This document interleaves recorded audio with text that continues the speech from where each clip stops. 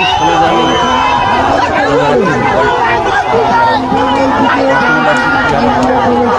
আজকে কিন্তু শেষ শট, কাজের গ্রুপের শেষ শট। দেখা যাক কি হয়।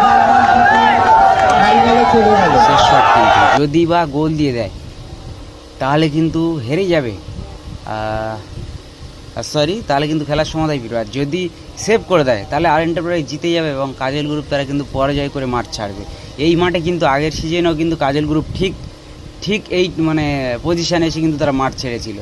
তো আজকের এই টুর্নামেন্টে কী হয় এই মুহূর্তে সেটি কিন্তু দেখার। সম্ভবত সেভ হয়ে যেতে পারে, যেরকম একটা মোমেন্ট চলছে দেখে মনে হয়। যাই হোক, দেখা যাক কী হয়।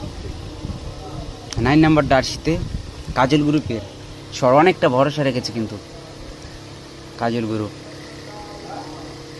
গ্রুপ মানিকতলা যদি জিতে যায় তারা কিন্তু অসাধারণ।